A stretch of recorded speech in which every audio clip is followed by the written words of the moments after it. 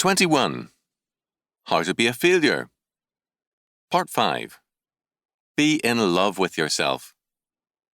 October the 6th, 1953. Good morning, friends. Since so many people seem to be thoroughly bent on being a failure, we're going to spend a little more time on the ways and means of getting the worst out of life. Last week we saw that an easy road to failure and frustration is criticism. The critical person sets himself up as judge in the place of God and criticizes everyone in terms of himself. He trusts no one except himself and believes no one else is capable of doing anything exactly right. On the other hand, the true Christian loves instead of criticizing, is patient instead of impatient, and knows that the only true judge is God and not himself. Living thus in the Holy Spirit, he avoids failure and has a victorious and peace-filled life. This morning we're going to consider a very popular way to failure and frustration, a very commonly used one. Be in love with yourself. A great many people need no urging whatsoever in that regard. The big love affair of their lives is exactly that, their love of themselves. It's a romance that doesn't fade away with the years, but only grows more passionate and intense. We see such people all around us, and very often in the mirror, don't we? The person who is deeply in love with himself expects the whole world to share his passion. Everyone has to feel as deeply in love with him as he is himself. It makes no difference how he treats them. He can be nasty, suspicious, angry, thoughtless, cruel, faithless, and unloving. But if you dare doubt his love or express any disapproval of his character, you're then a traitorous and disloyal person. We all know people like this. They are not interested in anything but their own lives, love nothing but themselves, trust no one but themselves, and yet are always afraid that everyone near them is disloyal and worthless. They are ready to lie about the most trivial matters rather than admit that their grand passion is a wayward one and that they can be wrong. What makes them so? How can people be so blind as to fall in love with themselves? The answer is again the same. At the root and basis of every failure is the old Satanic temptation to be as God. Man deifies himself and his wishes and sets himself up as the center of the universe. Everything in his world has to revolve around him, since he is the heart and center of all.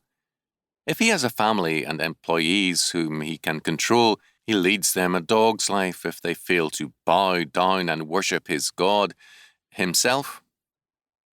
The man who is in love with himself believes that he is the most important thing in the world, or else should be. He devotes his life to the only thing that matters in his world, his own welfare. He is concerned with the fundamentals of life, and he believes them to be his interests and desires. We can agree with these great lovers on one point only. A man should love the most important thing first and foremost, but we cannot agree that the most important thing in the world is your life and mine. When you come right down to it, we really don't matter very much, except to a few, and we can be easily forgotten.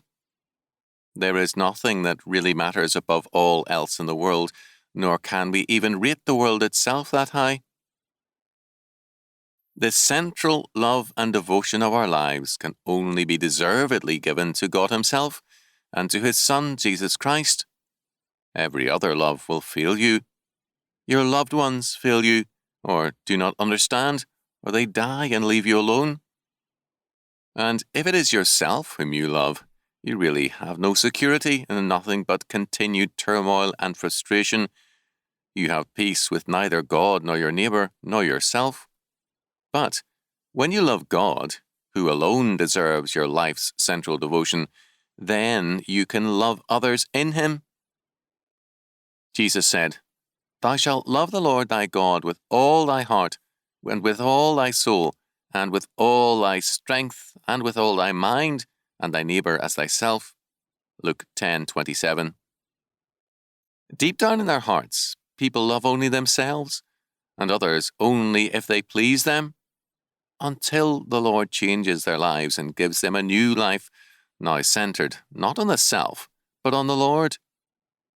Then, because we are no longer self-centered and self-loving, we can love our neighbour. As John stated it, we love because he first loved us. 1 John 4:19, ASV. In other words, God shows us how to love. We don't deserve his love, being selfish and wrapped up in ourselves, but he loves us all the same. His love not only surrounds us, but works through us to affect our world.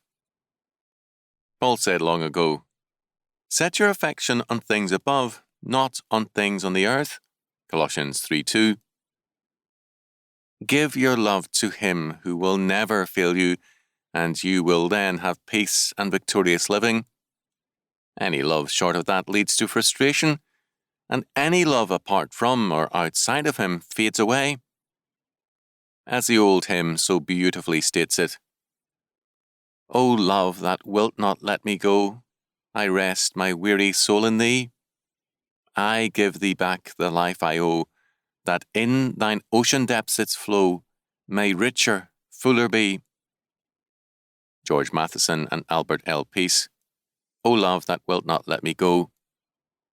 May the Lord direct your hearts into the love of God and into the patience of Christ.